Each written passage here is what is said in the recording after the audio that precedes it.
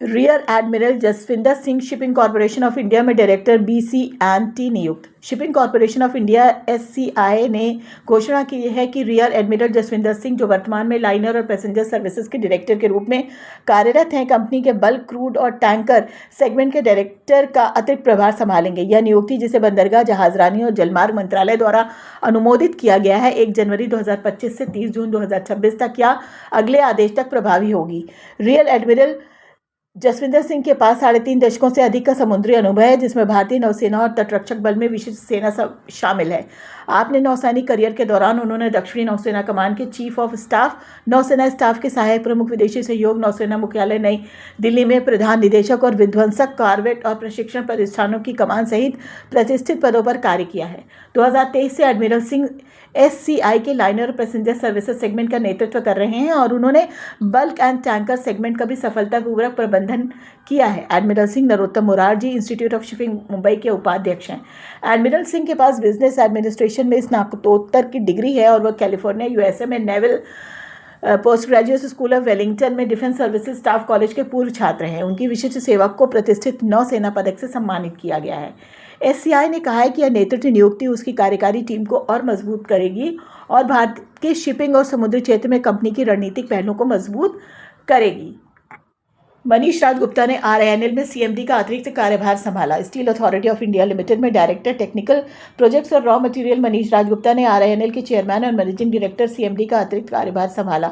मानिक भोपाल से mechanical engineering graduate और management में पोस्ट ग्रेजुएट डिप्लोमा वाले श्री गुप्ता 1991 में दुर्गापुर स्टील प्लांट में मैनेजमेंट ट्रेनी के रूप में शामिल हुए और तब से उन्होंने सेल की विभिन्न यूनिट्स में से एक शानदार करियर बनाया, जो मजबूत नेतृत्व और तकनीकी उत्कृष्टता से भरा है। दुर्गापुर स्टील प्लांट में अपने लगभग 3 दशकों के दौरान श्री गुप्ता ने प्लांट संचालन, प्रोजेक्ट निष्पादन और उपकरण विश्वसनीयता में महत्वपूर्ण योगदान दिया। सुरक्षा, गुणवत्ता और परिचालन उत्कृष्टता पर उनके फोकस ने सेल के भीतर उनके बाद की नेतृत्व भूमिकाओं के लिए एक ठोस नींव रखी।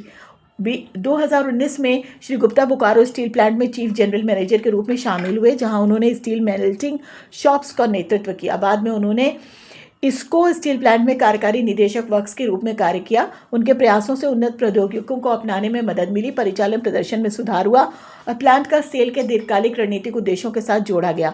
कार्यभार संभालने से पहले श्री गुप्ता ने सेल के कॉर्पोरेट कार्यालय नई दिल्ली के कार्यकारी निदेशक प्रभारी संचालन के रूप में कार्य किया।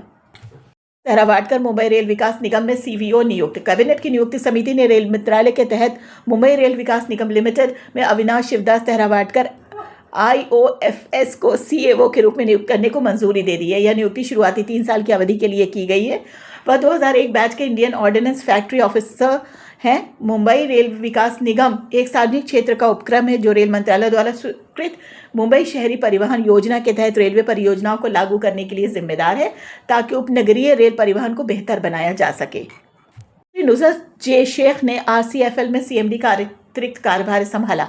सुश्री नुसरत J शेख, निदेशक वित्त, ने 1 जनवरी 2026 से Rashtriya chemicals and fertilizers limited RCFL के अध्यक्ष और प्रबंध निदेशक CMD के पद का अतिरिक्त कार्यभार संभाल लिया है। सुश्री शेख के पास मुंबई विश्वविद्यालय से कॉमर्स में बैचलर डिग्री है और वह एक योग चार्टर्ड अकाउंटेंट है। वह एक सर्टिफाइड SAP FI कंसल्टेंट है। उन्होंने 1989 में RCF में अकाउंट्स ऑफिसर के रूप में अपने करियर की शुरुआत की थी। RCF में अपने सेवाकाल के दौरान उन्होंने ट्रॉम्बे फर्टिलाइजर मार्केटिंग और कॉर्पोरेट से वित्त से संबंधित विभिन्न जिम्मेदारियां सौंपी गई। SAP ERP कार्यान्वयन अपग्रेड के महत्वपूर्ण दौर में उन्होंने IT जिम्मेदारियों का प्रभार भी दिया गया था। उन्होंने राष्ट्रीय फिल्म विकास निगम, सूचना और प्रसारण मंत्रालय के प्रशासनिक मंत्रालय के तहत एक CPSE में निदेशक वित्त के रूप में चुना गया था और उन्होंने राष्ट्रीय केमिकल्स एंड फर्टिलाइजर्स लिमिटेड से छुट्टी लेकर 24 नवंबर 2015 को कार्यभार संभाला। वह 4 फरवरी 2022 से 8 फरवरी 2024 की अवधि के लिए उर्वरक विभाग के तहत भारत सरकार के उपक्रम projects and development India limited PDIL में निदेशक वित्त का अतिरिक्त प्रभार संभाल रही थीं। इनको इरकॉन के निदेशक परियोजनाओं का अतिरिक्त प्रभार दिया गया। इरकॉन इंटरनेशनल लिमिटेड ने 31 दिसंबर 2025 को रेल मंत्रालय द्वारा जारी एक आदेश के अनुसार रेलवे बोर्ड में कार्यकारी निदेशक और मुख्य अभियंता सुधीर सिंह IRSE को निदेशक परियोजनाओं के पद का अतिरिक्त प्रभार सौंपा है। यह नियुक्ति 1 जनवरी 2026 को या उसके बाद कार्यभार ग्रहण करने की तारीख से प्रभावी होगी और अगले आदेश तक लागू रहेगी। यह निर्णय सक्षम प्राधिकारी की मंजूरी लंबित होने तक लिया गया है। इरकॉन ने कहा है कि वह सुधीर सिंह को औपचारिक रूप से निदेशक परियोजना के रूप में नियुक्त करने के लिए कंपनी अधिनियम 2013 और सेबी के विनियमों के तहत आवश्यक प्रक्रियाएं शुरू कर रहा है और उनके कार्यभार ग्रहण करने के बाद आगे वैधानिक खुलासे किए जाएंगे।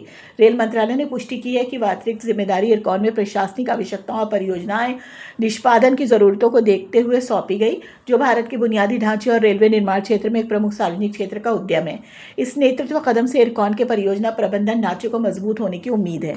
शिवराज सिंह ने CMPDI और के CMD का कार्यभार संभाला। उन्होंने आधिकारिक तौर पर central mine planning and designing institute limited के चेयरमैन कम मैनेजिंग डायरेक्टर का पदभार संभाल लिया है, जो एक मिनी रत्न कैटेगरी 1 कंपनी और कोल इंडिया लिमिटेड की सहायक कंपनी है। श्री सिंह को कोयला उद्योग में 35 से ज़्यादा सालों का अनुभव है। उन्होंने कोल इंडिया लिमिटेड और नॉर्दर्न कोल फील्ड्स लिमिटेड में महत्वपूर्ण पदों पर काम किया है, जिसमें CMPDI के CMD और OSD के रूप में भी शामिल हैं।